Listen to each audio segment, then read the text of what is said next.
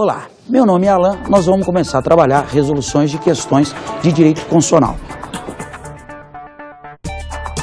Primeira questão, questão número 1, é uma questão da ESAF, que diz assim: sobre a classificação das constituições e o sistema constitucional vigente, assinale a única opção correta.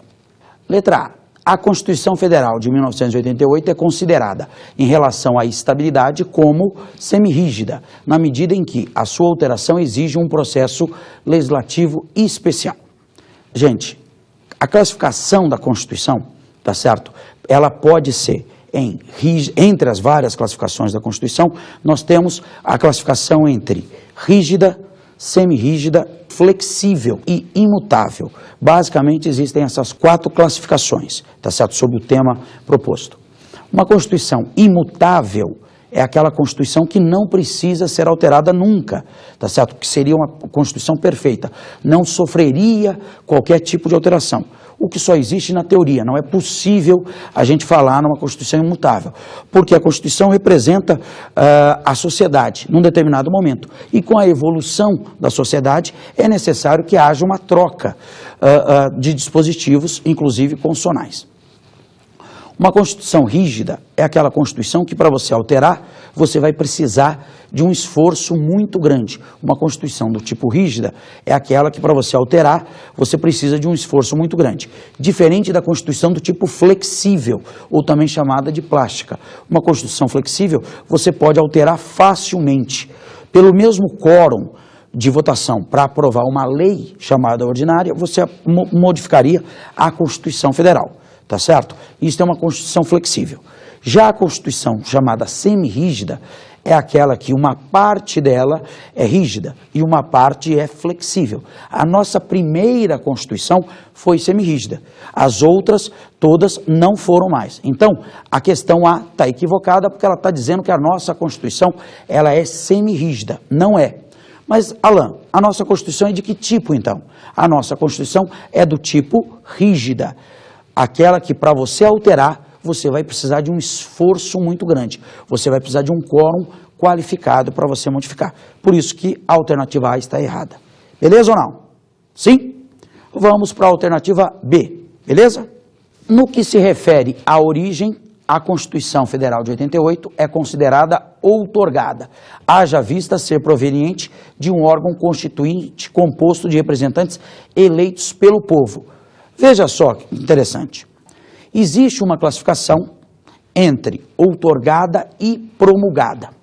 A nossa Constituição realmente ela parte de pessoas que foram eleitas pelo povo. O nosso constituinte, ele foi eleito pelo povo. Só que isto é característica da promulgação. A Constituição do tipo promulgada, tá certo? Quanto à sua origem, tá certo? Ela foi promulgada e não outorgada. Mas o que é uma Constituição outorgada, Alan? Uma Constituição outorgada é aquela que é imposta, tá certo? Vem de um regime de força, aí ela é outorgada. A nossa Constituição foi promulgada, porque as pessoas foram eleitas para serem constituintes, para decidir o caminho do nosso país, o caminho de uma nova Constituição. Por isso que a nossa Constituição ela é promulgada, por isso que a letra B está errada. Beleza? Vamos para a letra C. A Constituição escrita apresenta-se como um conjunto de regras sistematizadas em um único documento. A existência de outras normas com status constitucional per si não é capaz de descaracterizar essa condição. Veja só, gente, a nossa Constituição, ela é escrita, tá certo? Mas é formada por um documento único. Se você tiver outros documentos, aí você vai descaracterizar essa ideia de Constituição escrita. Beleza? Por isso que essa também não está correta. Tranquilo? Vamos para a letra D. A letra D diz assim: as constituições dogmáticas, como é o caso da Constituição Federal de 88, são sempre escritas e apresentam de forma sistematizada os princípios e ideias fundamentais da teoria política e do direito dominante à época. Veja só, gente, é verdade. Isto é uma característica de uma Constituição dogmática. O que é uma Constituição dogmática? Você tem a classificação quanto ao modo de elaboração. Quanto ao modo de elaboração, uma Constituição pode ser dogmática ou pode ser histórica. A Constituição dogmática é uma Constituição sempre escrita. Não se esqueça disso. Uma Constituição dogmática sempre é escrita, feita num determinado momento, representando os valores daquela época. Diferente de uma Constituição histórica. Constituição histórica é aquela que ela é desenvolvida na lenta evolução da sociedade. A nossa Constituição, a Constituição de 88, realmente é a Constituição dogmática. De desejo, a gente deseja muito sucesso para vocês, de desejo está correta. Beleza? Mas vamos ver a análise da letra E. Nas constituições materiais, como é o caso da Constituição Federal de 88, as matérias inseridas no documento escrito, mesmo aquelas não consideradas essencialmente constitucionais, possuem status constitucional. A questão está errada porque fala que a nossa Constituição é material.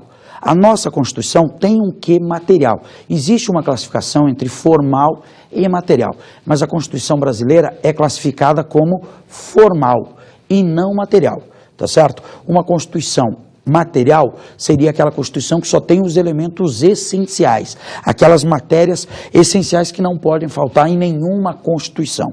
A nossa Constituição é do tipo formal. Tá certo? Porque tem elementos na nossa Constituição que não são essenciais. Por exemplo, não faziam parte de constituições anteriores. Em outras constituições de outros países não consta isso. Mas a nossa Constituição tem esses elementos. Por exemplo, sistema tributário. Nem toda a Constituição tem que trazer o sistema tributário. Constituições anteriores nossas não traziam disso. A nossa traz. Existe um outro dispositivo que diz o seguinte: o Colégio Pedro II, com sede no Rio de Janeiro, é de âmbito federal. Veja, faz parte da nossa Constituição. É essencial? Não é essencial. Mas como está na Constituição, ela tem um cunho constitucional. A nossa Constituição, portanto, é formalmente constitucional e não materialmente constitucional. Beleza? Resposta, letra D de desejo. Vamos agora para a questão número 2. Assinale a opção correta. Com o advento de uma nova Constituição, normas da Constituição anterior que sejam compatíveis com o novo diploma continuam a vigorar, embora com força de lei. Isso aqui é muito importante, isso aqui é bem interessante, na teoria constitucional sempre está vindo questões sobre isso. Qual era a ideia? Eu tinha um ordenamento constitucional anterior, eu tinha a Constituição de 69, ou como queiram 67, tá certo? Aí vem um novo ordenamento constitucional, vem a Constituição de 88. O que acontece com esse ordenamento anterior? O que acontece com a Constituição de 69? Ela é totalmente revogada. Com o surgimento de um novo ordenamento constitucional, o ordenamento constitucional anterior, ele é totalmente revogado. Ele deixa de valer. A questão fala o seguinte, que eu tinha uma norma que fazia parte da Constituição anterior, e com o surgimento de um novo ordenamento constitucional, com o surgimento de uma nova Constituição, aquela Constituição, aquele dispositivo da Constituição anterior, ele continua a vigorar, só que com um status de lei, com um status inferior, abaixo, como se fosse uma lei. Isto é o fenômeno da chamada desconstitucionalização. Olha que palavra linda, gente. Desconstitucionalização. Uma norma que foi constitucional, com o surgimento de um novo ordenamento que não se choca com aquele anterior, continua em vigor, só que com status infraconstitucional. A desconstitucionalização não é admitida no nosso ordenamento, por isso que não existe. Tá certo? Está errada a letra A, porque com o surgimento de uma nova Constituição, a anterior é totalmente revogada. Beleza? Tranquilo? Vamos então para a letra B.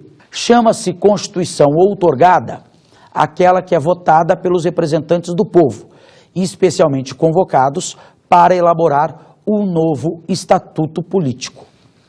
Gente, já falamos anteriormente, é uma questão repetida, uma Constituição outorgada é aquela que é imposta, não é da vontade popular. Por isso, a letra B também está errada. Tranquilo, gente? Beleza? Vamos então para o item C. Normas de lei ordinária anteriores à nova Constituição. Olha que interessante. Que sejam com esta materialmente compatíveis, são tidas como recebidas, mesmo que se revistam de forma legislativa que já não mais é prevista na nova Carta. Letra C de Cafuné está perfeita. Precisamos saber a ideia fundamental, que é uma ideia de recepção e revogação. Falamos no item anterior que se eu tiver uma Constituição e vem uma nova Constituição, a Constituição posterior revoga totalmente a Constituição anterior. Só que o problema surge com relação às normas infraconstitucionais. O que é uma norma infraconstitucional, Alain? Uma lei, por exemplo. Uma lei que havia sido aprovada da Constituição anterior, como que ela fica com o surgimento de uma nova Constituição? A norma constitucional anterior, tá certo, ao surgimento, a norma infraconstitucional anterior, que foi criada antes do surgimento da nova Constituição, ela pode ser recepcionada ou ela pode ser revogada. Nós temos a recepção quando esta lei for compatível materialmente. É muito importante você guardar isso. É quando for compatível materialmente com a nova Constituição. O que significa isso, Alain? A lei X não se choca com a nova Constituição. Ela é compatível. As matérias que tratam nesta lei são compatíveis com o novo ordenamento constitucional. Por isso nós temos por recebido essa norma. Diferentemente de uma norma, de uma lei anterior, que trata de um assunto que a nova Constituição não admite. Vamos imaginar hipoteticamente que a Constituição anterior permitisse a pena de morte para qualquer situação. E tinha uma lei que dizia: se você atrasou 5 parcelas da casas não sei o que, você vai receber pena de morte. 5 parcelas. Imagine só. Vem a nova Constituição e diz: não se admite a pena de morte. Existe uma exceçãozinha, mas a regra é não ser admitida a pena de morte. Ora, esse texto infraconstitucional, esta lei, se choca com a nova Constituição. Então, nós temos por revogado esse dispositivo. Percebam que o que importa é o conteúdo material, é a matéria que está sendo tratada. A forma pouco importa. Explica melhor isso, Alain. Tudo bem, porque isso aqui é bem importante para nós. Vejam, na Constituição anterior, a gente tinha um ato normativo chamado decreto-lei, tá certo? Vem a nova Constituição e não apresenta a figura do decreto-lei. Ou seja, hoje o presidente não pode mais editar decretos-leis. Isso quer dizer que todos os decretos-leis anteriores foram revogados? Não, porque a forma não importa agora. O que importa é o conteúdo material. Se o decreto-lei anterior for compatível com o novo ordenamento constitucional, nós temos por recebido. Se o conteúdo do decreto-lei for incompatível com o novo ordenamento constitucional, nós temos como revogado. Muito importante, o que importa é a compatibilidade material e não a compatibilidade formal. Beleza? Letra C de Cafuné está correta, tá certo? Vamos para a letra D. Admite-se pacificamente entre nós a invocação do direito adquirido contra norma provinda do poder constituinte originário. Questão muito importante. Tá certo? Existe o direito adquirido. Artigo 5º, 36, fala que a lei não prejudicará o direito adquirido. O problema é o seguinte: se eu tiver adquirido um direito, conquistado um direito, se vier uma lei posterior, esta lei não pode tirar o direito que você havia adquirido. Tranquilo? Mas aqui não estamos falando de uma lei qualquer. Estamos falando do poder constituinte originário, que é o poder de fazer uma nova Constituição. E o poder constituinte originário tem algumas características. Quais são as características, Alain? O poder constituinte originário é inicial, ele é incondicionado, ele é ilimitado juridicamente. Em razão disto, eu havia adquirido um direito. Aí vem uma nova Constituição, poder constituinte originário. Se no poder constituinte originário, que é inicial, diz que você não tem aquele direito, você perdeu o direito. Não há que se falar em direito adquirido em face do poder constituinte originário. Questão frequente, gente, questão frequente. Não há direito adquirido em face do poder constituinte originário. Beleza? Vamos para a Letra E. Assentou-se a jurisprudência do Supremo no sentido de que as normas anteriores à Constituição e com essa materialmente incompatíveis são consideradas inconstitucionais e não meramente revogadas. Gente, errado, questão frequente em prova, presta atenção. Isto aqui, às vezes eles vêm num outro teor falando da chamada inconstitucionalidade superveniente. Você vai encontrar uma parte da doutrina que até admite isso. Mas para o Supremo Tribunal Federal e, portanto, para as nossas questões, não existe a inconstitucionalidade superveniente. O que seria inconstitucionalidade superveniente? Uma norma infraconstitucional era compatível com o ordenamento anterior. Vem uma nova Constituição e torna incompatível. Esta norma se tornaria inconstitucional, tá certo? Ela seria inconstitucional, tá certo? Isso não acontece. Porque entre nós não existe a inconstitucionalidade superveniente. A gente já viu no item anterior que o que acontece? Esta norma pode ser recepcionada ou revogada. Recepcionada ou revogada. Então não existe a inconstitucionalidade superveniente. Errado também a letra E. Beleza? Então vamos para a questão número 3. Diz assim: sobre princípios fundamentais da Constituição brasileira, marque a única opção correta. Vejam, quando a gente for olhar princípios fundamentais estão entre o artigo 1º e o artigo 4º da Constituição. Não podemos confundir fundamentos, artigo 1º, objetivos, artigo 3º, princípio de relação internacional, artigo 4º. Sempre está vindo uma questão misturando fundamentos com objetivos e princípio de relação internacional.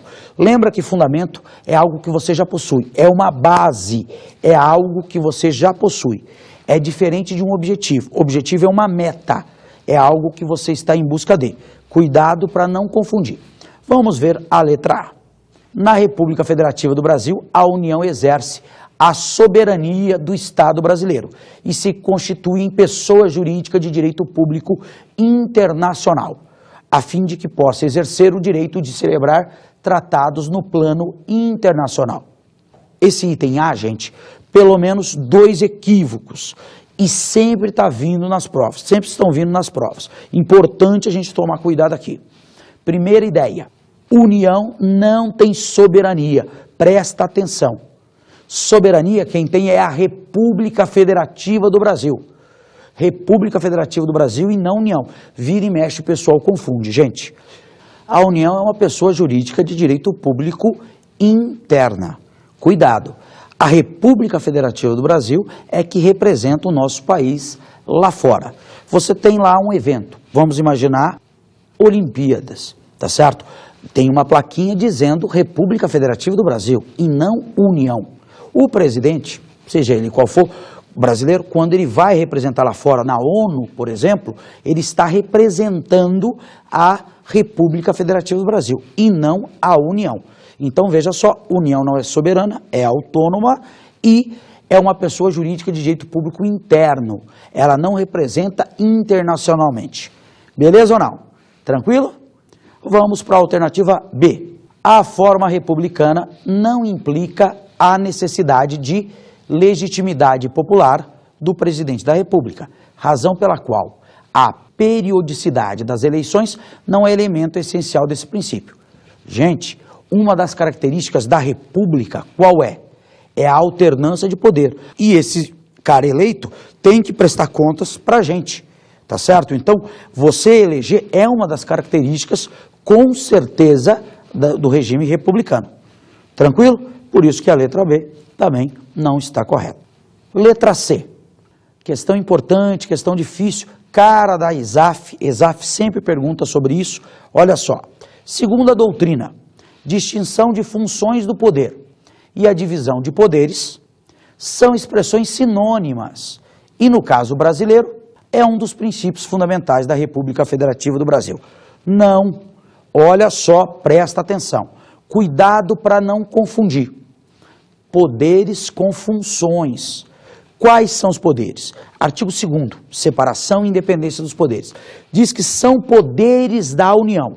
Quais são os poderes da União? Todo mundo sabe isso aí, né, gente? Legislativo, executivo e judiciário. Esses são os poderes. Quando a gente fala em funções, presta atenção, função é diferente. Quando eu falo em função, eu estou falando em funções típicas e funções atípicas. Poderes uma coisa, funções outra coisa. As funções são típicas e atípicas. As funções típicas dos poderes, todo mundo sabe, né? Legislativo fazer a lei, o executivo administrar e o poder judiciário julgar. Mas além disto, os poderes têm funções atípicas. Várias perguntas sobre isso, gente. Por exemplo, o legislativo julga. Pode julgar o presidente. Parágrafo único do artigo 52, por exemplo, num crime de responsabilidade. O executivo legisla quando ele edita uma medida provisória, artigo 62 da Constituição. E a gente tem o poder judiciário que pode administrar. Quando abre um determinado concurso, tá certo? Para prover determinados cargos, quando faz uma obra para ampliação ou criação de um novo fórum, qualquer coisa nesse sentido, ele vai estar administrando. Então, poderes uma coisa, funções outra coisa. Por isso que está errado. Tranquilo? Vamos para a letra D. A concretização do Estado Democrático de Direito como um Estado de justiça material contempla a efetiva implementação de um processo de incorporação de todo o povo brasileiro nos mecanismos de controle das decisões. Esta é a resposta correta, apesar de falar, você vê como são as coisas. E a gente tem que estar preparado para isso numa prova, gente. Fica ligado, você tem que ter jogo de cintura na hora que você for fazer a prova. Ele fala a implementação de todo o povo brasileiro nas decisões. Veja, e mesmo assim, a ESAF considerou como correto. Porque na hora que fala implementação de todo o povo, pô, uma criança, um recém-nascido, mas a ideia é que em nome dele haja essa representação, tá certo? Por isso que a letra D está correta. Tranquilo? Letra E. Na condição de fundamento da República Federativa do Brasil, a dignidade da pessoa humana tem seu sentido restrito à defesa e à garantia dos direitos pessoais ou individuais de primeira geração ou dimensão. Não, né, gente? Tá certo? A dignidade da pessoa humana serve só para uma questão individual? Não, uma questão coletiva também. Da mesma forma que não é só a primeira geração, tá certo? Por exemplo, direitos sociais são considerados direitos de segunda geração. Lembra direito de segunda geração? Direito de segunda geração, direitos sociais, direitos culturais, direitos econômicos. Direito social e direito de segunda geração. Então tem a ver com dignidade da pessoa humana. Uma ação afirmativa, por exemplo, é relacionada à dignidade da pessoa humana e é um direito de segunda geração porque é um direito social. Então a letra E também está errada. Beleza? Vamos para a próxima questão, uma questão da Carlos Chagas. A Constituição Federal Brasileira é uma Constituição. Letra A, não escrita, porque é dotada de muitos princípios de sentido amplo.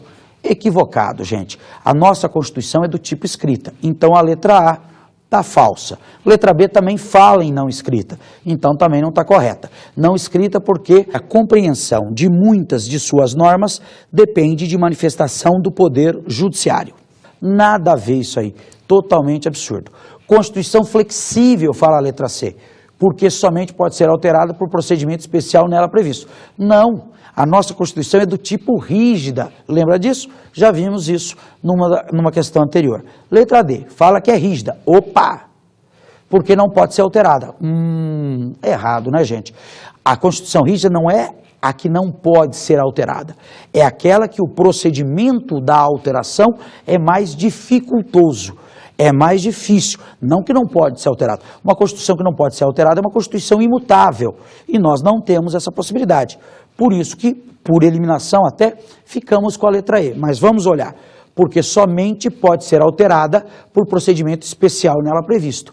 Por isso que a nossa Constituição ela é rígida. Sim ou não? Porque só pode ser alterada por um processo mais dificultoso. Letra E, de emoção. Uma emoção está com vocês, hein, gente?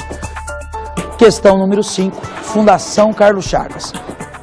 As normas de eficácia contida são caracterizadas por, letra A, não produzirem efeito de autoaplicabilidade e imperatividade jurídica.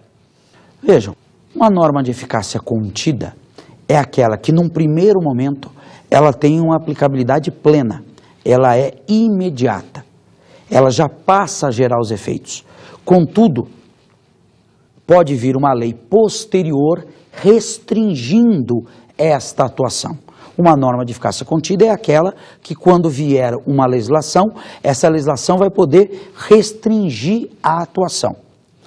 O exemplo clássico é o artigo 5º, 13. Diz que é livre o exercício de qualquer trabalho, ofício ou profissão, atendidas as qualificações que a lei impuser. Então é livre o exercício do trabalho, do ofício ou da profissão. Mas uma lei vai poder restringir, vai colocar parâmetros para isso. Isso é a norma de eficácia contida.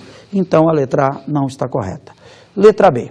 Somente produzirem efeito após a edição de norma que a complemente. Não.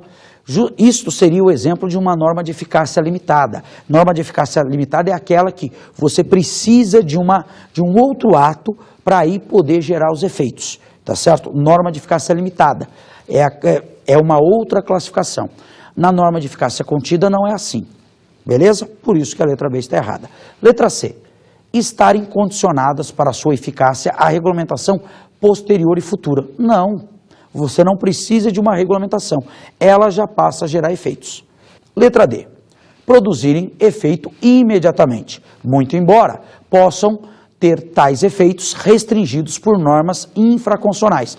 É exatamente isso. Ela já produz os efeitos imediatamente. Uma norma infraconstitucional, uma lei, vai poder restringir os efeitos desse dispositivo. É a letra D de desejo. Beleza?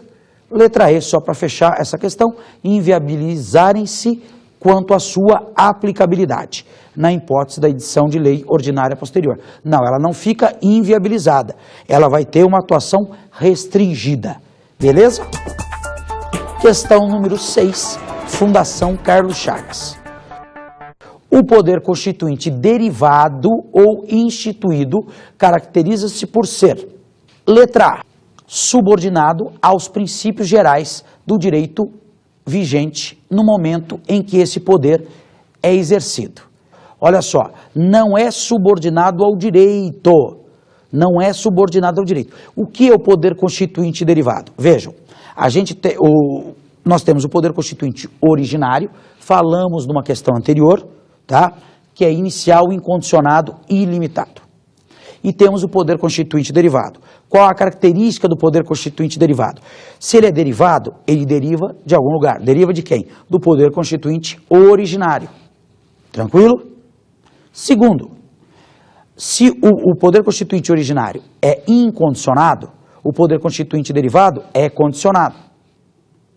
E o poder constituinte derivado é secundário, condicionado e limitado juridicamente. Então, ele é limitado, ele é condicionado às regras estabelecidas pelo poder constituinte originário. O parâmetro é o poder constituinte originário. A Constituição é que fixa quais seriam essas restrições. Por isso que a letra B de Bicota está correto, tá certo? Letra C, diz que é inicial. Não, o poder constituinte originário é inicial. Poder constituinte derivado é secundário. Então, a letra C já está errada. Tranquilo? Letra D. Soberano por tratar-se de poder absoluto e supremo, criador de normas constitucionais. Novamente falando, característica de poder constituinte originário. Letra E. Perene na medida em que o seu titular pode exercê-lo a qualquer tempo. Não, o poder constituinte derivado não tem essas características. Questão número 7. Agora começa a vir algumas questões de verdadeiro ou falso, tá? Verdadeiro ou falso.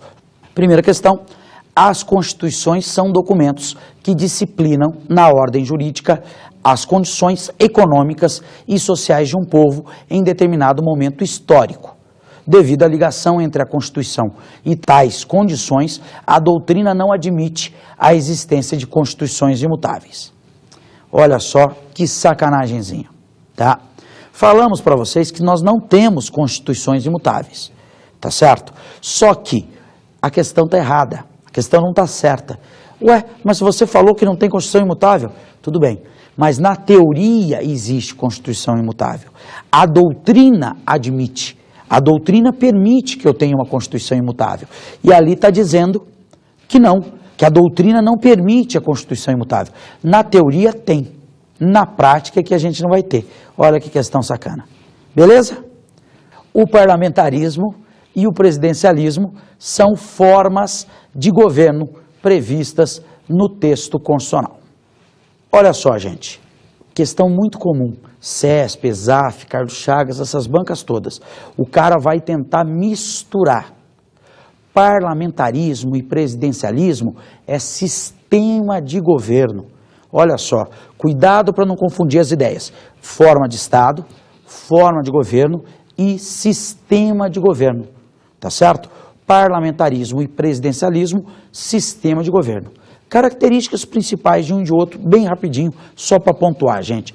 No parlamentarismo, você tem uma chefia dual, chefe de Estado e chefe de governo. Primeiro-ministro, chefe de governo, e rei ou presidente, chefe de Estado. O parlamento é que acaba escolhendo o primeiro-ministro, o chefe de governo. O parlamento escolhe o plano de governo do primeiro-ministro, por isso ele é corresponsável por isso. Além disso, não há prazo certo para o primeiro-ministro, não há prazo de governo, não há tempo. Ele pode ficar anos ou décadas. Tranquilo? Regime presidencialista. No presidencialismo, você tem uma chefia unipessoal. O presidente, ele é ao mesmo tempo chefe de Estado e chefe de governo. Além disso, ele tem mandato fixo, ele tem um mandato de 4 anos, tá certo? Depois, não há corresponsabilidade entre o parlamento e o presidente. São eleitos em momentos diferentes, eventualmente, então não há essa relação, essa corresponsabilidade. E uma característica que é interessante, que só existe no presidencialismo, é o veto. O chefe de governo pode vetar uma lei. Beleza? Vamos para uma outra questão da CESP. A forma de Estado unitário se contrapõe ao conceito de Estado monárquico, tá? Não, gente, não. Olha só, forma de Estado unitário não tem a ver com Estado monárquico. Forma de Estado é relacionado à ideia de Estado unitário e Estado federado. Monarquia é forma de governo. Olha a sacanagem.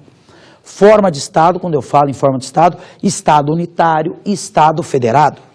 Quando eu falo em forma de governo, aí eu estou falando em monarquia ou república. Por isso que essa questão está errada. Tranquilo? Vamos para outra questão. O federalismo baseia-se na união de coletividades políticas autônomas, sendo a federação a união dos entes federados. Verdade.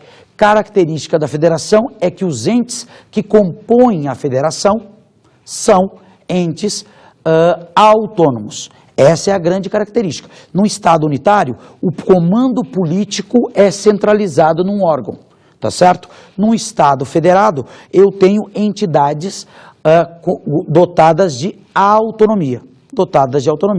Então, essa questão está verdadeira. Beleza? Vamos para a próxima questão. No Estado federal, cada componente da federação detém soberania e autodeterminação para desempenhar relações de direito público internacional. Cada ente da federação tem autonomia, gente? Não. Tem soberania? O texto está falando em soberania? Não. Quem é soberano? Já vimos em questão anterior. Quem é soberano é a República Federativa do Brasil. A República Federativa do Brasil é soberana. Tá certo? Esses entes que compõem a federação, os estados, são autônomos. Artigo 18. Tá certo? E também não pode desempenhar relação de direito público internacional. Quem representa o Brasil lá fora é a República Federativa do Brasil, não são os estados componentes. Então também está errado por causa disso. Tranquilo? Vamos para a próxima. No Brasil, o Estado Federal está fundado no princípio da divisibilidade. Não, né, gente? Se você olhar o artigo 1º, o que diz o artigo 1º? Artigo 1º. A República Federativa do Brasil, formada pela união indissolúvel dos estados e municípios e do Distrito Federal, constitui-se em Estado democrático de direito. Ora, é formado pela união indissolúvel. É uma característica da federação ser formado pela união indissolúvel, porque os estados só são mais fortes porque eles estão reunidos. Se fosse permitido a dissolubilidade, a separação entre eles, tá certo? Isso, a federação nossa poderia ir enfraquecendo. Então, para evitar isso, é formado pela união indissolúvel. Então, é característica da federação a indissolubilidade e não a divisibilidade, por isso que está errada. Beleza? Vamos, portanto, agora para a questão número 8, uma questão da Fundação Carlos Chagas. A República Federativa do Brasil rege-se nas suas relações internacionais pelo princípio, entre outros. Letra A, do pluralismo político. Não. Presta atenção, falamos para vocês não confundirem o artigo 1º com o artigo 3º e o artigo 4º. Princípio de relação internacional. São 10 incisos no artigo 4º, hein? Importante você guardar. Pluralismo político não é princípio de relação internacional. Pluralismo político é fundamento, tá certo? Está lá no artigo 1º, tá certo? Beleza? Letra B, da garantia do desenvolvimento nacional. Toma cuidado, desenvolvimento nacional é objetivo, está lá no artigo 3º, tentando confundir a gente. Não é a letra B, portanto. Letra C, da erradicação da marginalidade e da redução das desigualdades sociais. Também objetivo. Vejam como eles misturam as questões, fundamentos, objetivos e princípios de relação internacional. Toma cuidado com isso. Letra D, dignidade da pessoa humana. Outro fundamento. Cuidado nesse fundamento. Por quê? Dignidade da pessoa humana é um fundamento, está no artigo 1º, inciso 3º. Diferente do artigo 4º, inciso 2º, que fala prevalência dos direitos humanos. Olha que sacanagem. Dignidade da pessoa humana é fundamento. Prevalência dos direitos humanos é princípio de relação internacional. Artigo 1º, inciso 3º, artigo 4º, inciso 2º. Fácil de confundir. Letra E, da não intervenção. Não intervenção realmente é princípio de relação internacional, está lá no artigo 4º, tá certo? Sempre olha com atenção, o artigo 4º são 10 incisos, precisa de um pouco mais de atenção, então letra E de emoção está correta.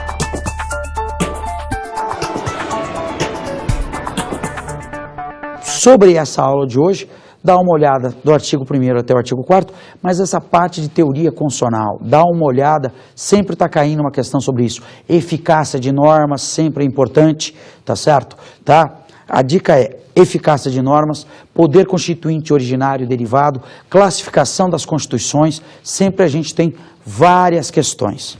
Beleza? Valeu!